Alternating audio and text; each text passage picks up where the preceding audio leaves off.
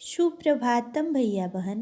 आज हम लोग इस वीडियो में कक्षा 10वीं का नवम पाठ जिसका नाम सुभाषितानी है उसको पढ़ेंगे।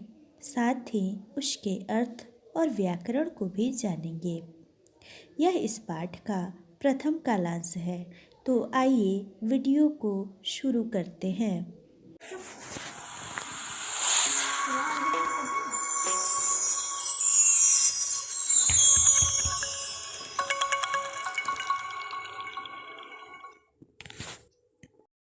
पाठ का नाम है शुक्तयः।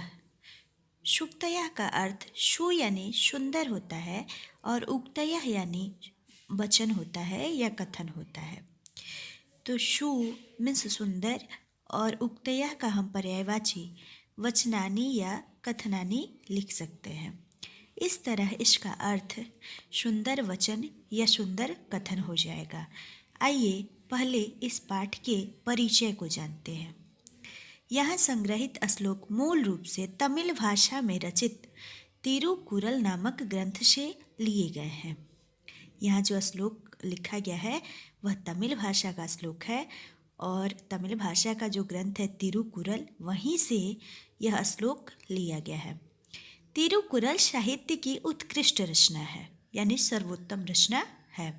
इसे तमिल भाषा का वेद कहा जाता है, वेद माना जाता है।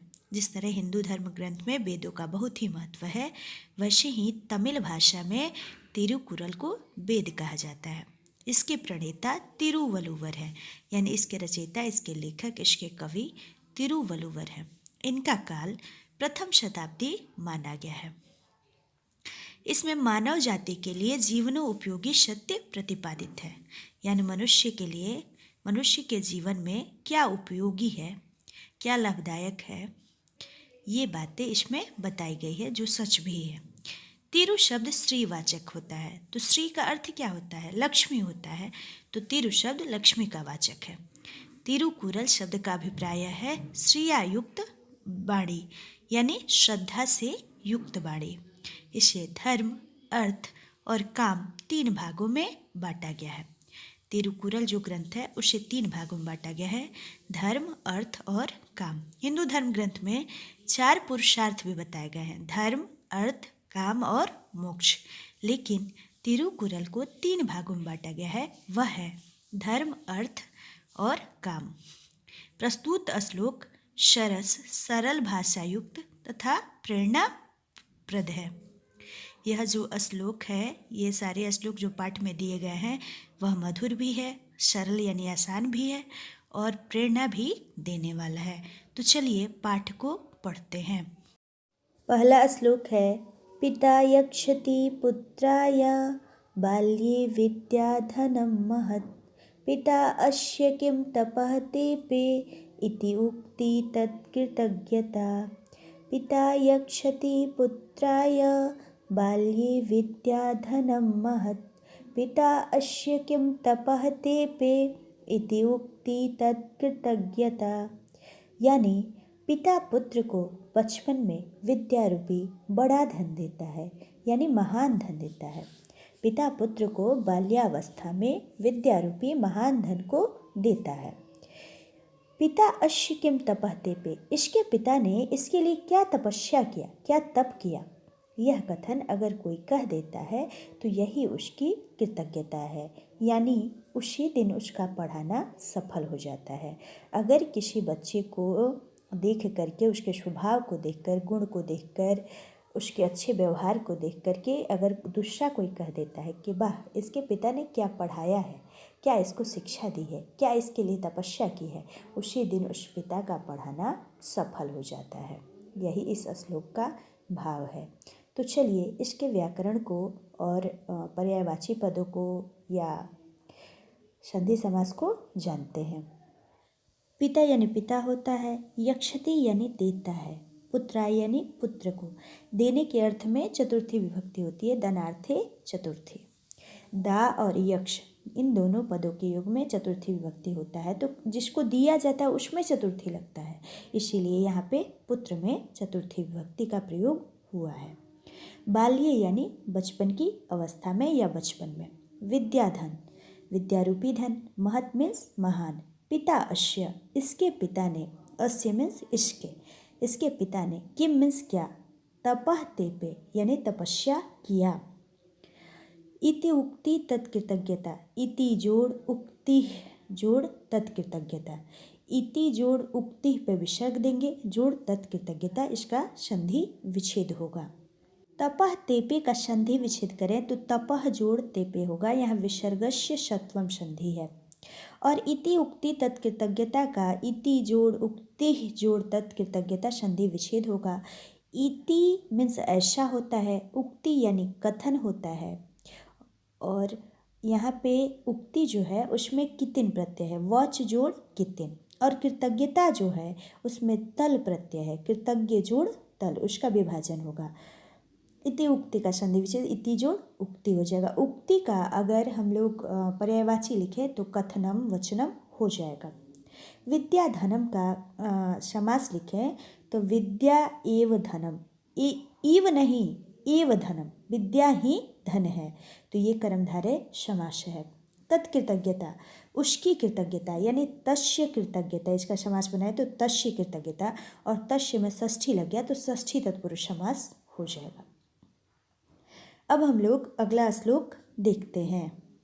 अगला जो श्लोक है वह है अवक्रता यथा चीते तथा वाची भवेद् यदि, अवक्रता यथा चीते तथा वाची भवेद् यदि, तदेवाहुः महात्मानः समत्वम् इति तथ्यतः, तदेवाहुः महात्मानः समत्वम् इति तथ्यतः, यानी जैसी सरलता मन में हो अगर वैसी ही बाणी में हो तो, यानी जैसा सोचते हो, जैसा मन में सोचते हो वैसा ही अगर बोले तो उसी को महान लोग वास्तव में समत्व कहते हैं, यानी समानता कहते हैं। समानता किस में, यानी जैसा सोचे वैसा ही बोले, वही लोग महान होते हैं। कौन, जो जैसा सोचते हैं वैसा ही बोलते हैं, और महान लोग इसको समता भी कहते हैं, समानता भी कहते हैं। तो चलिए इसका अर्थ देखते हैं एक एक पदों का।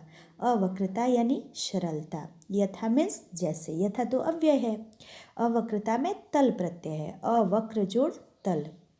चीते यानी मन में, चीते का पर्यायवाची लिखें तो मनसी लिख सकते हैं, यानी मनसी यानी मन में।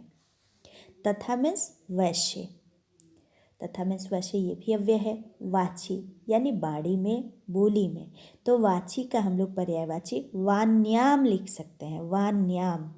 भवेद यदि का संधि विच्छेद करें तो भवेत जोड़ यदि हो जाएगा। तदेवाहु, तदेवाहु का संधि विच्छेद तत् जोड़ एव जोड़ आहु हो जाएगा, तत् जोड़ एव जोड़ आहु। समत्वम इति का संधि विच्छेद समत्वम जोड़ इति हो जाएगा, और तथ्यता में तशील प्रत्यय है, तथ्यता का मतलब वास्तव में होगा। समत्वम में त्व प्रत्यय है, सम जोड़ त्व। अवक्रता का अगर समास बनाए तो न वक्रता हो जाएगा, नए समास ये हो जाएगा। तो थोड़ा सा इसको हम लोग और जानते हैं, पर्यायवाची इसका समझते हैं। अवक्रता का सरलता पर्यायवाची हो जाएगा, चीते का मनसी पर्यायवाची हो जाएगा, वाची का वान्याम पर्यायवाची हो जाएगा। यदि मीन्स तो अगर होता है, ये अव्यय है। तदेवाहु तत् जोड़ एव जोड़ आहु, उसी को ही कहा जाता है, आहु यानी कहा जाता है, तो आहु का पर्यायवाची हम लोग कथ्यते भी लिख सकते हैं। महात्मानः ये महात्मा का बहुवचन है, यानी महान लोग इसका अर्थ होगा। समत्वम जोड़िते, समत्वम का पर्यायवाची हम लोग समानता या समता लिख सकते हैं। इति यानी ऐसा होगा, तो एतादृश इसका पर्यायवाची हम लोग लिख सकते हैं। तथ्यता हमें तशील प्रत्यय है। आइए अब हम लोग अगला श्लोक देखते हैं। अगला श्लोक है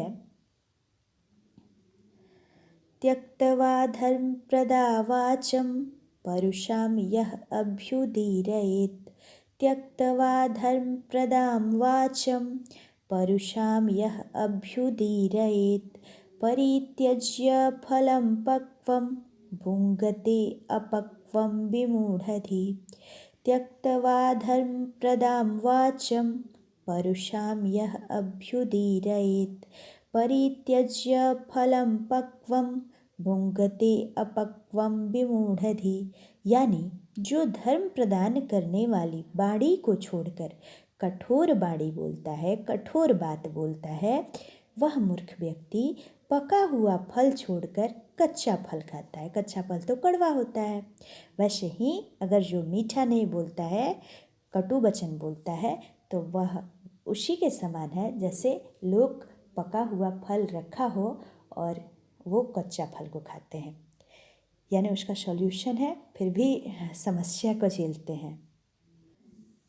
तो इस तरह इसका अर्थ हुआ, जो धर्म प्रदान करने वाली बाड़ी को छोड़कर कठोर बात बोलता है, वह मूर्ख व्यक्ति पके हुए फल को छोड़कर कच्चा फल खाता है। अब एक एक पद का अर्थ जानते हैं। त्यक्तवा यानी छोड़कर।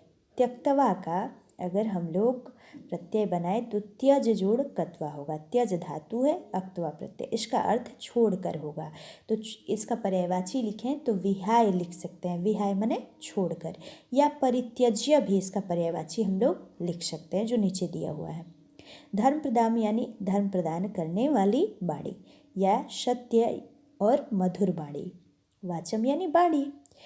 परुषा मीन्स कठोर, कठोर। यू अभ्युदीरयत का संधि विच्छेद, यह जोड़ अभ्युदीरयत।